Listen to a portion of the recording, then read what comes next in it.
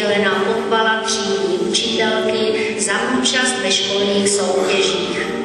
Petr je bezprostřední, pracovitý kluk, který zodpovědně plní své úkoly.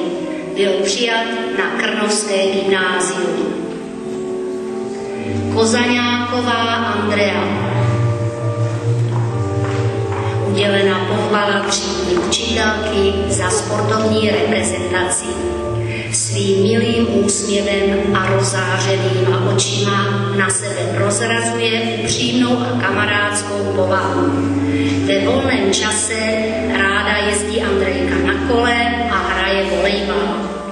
Byla přijata na soukromou střední školu podnikatelskou v Opavě, obor podnikatel se zaměřením na cestovní ruch. Kubelová Kateřina.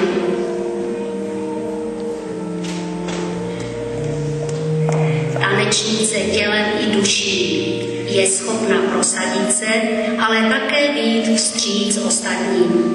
Je přijata na střední pedagogickou a zdravotnickou školu, obor sociální péče, zaměření pečovatelská činnost.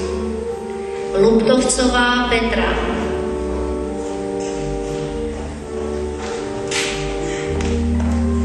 Klidná, nerada bývá vyrušována ze svého pohodlí, ale je kamarádka do nepohody.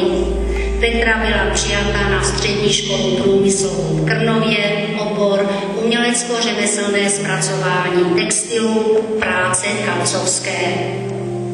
Mika Matěj. Udělena pochvala třídní učitelky za sportovní reprezentaci. Neposedný a veselý kluk, jehož smysl pro legrátství všeho druhu mu získal oblibu mezi spolužáky. Je přijat na střední školu automobilní mechanizace a podnikání, obor podnikání a služby. Míšková Karolína.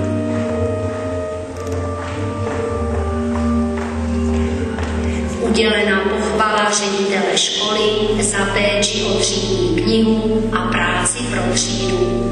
Smíšek, občasná rebelka, dobrosrdečná, ochotná pomáhat. Ráda poslouchá hudbu. Je přijata na střední průmyslovou školu stavební, obor geodézie. Moravec Filip.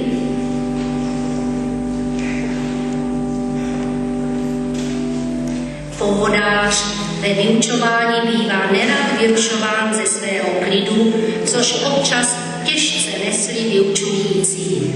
Svůj volný čas věnuje kamarádům a basketbalu. Bude se učit v oboru truhlář na střední škole průmyslové v Krnově. Nečekalová Klára. Udělena pochvala třídní učitelky za účast ve školních soutěžích a práci pro třídu.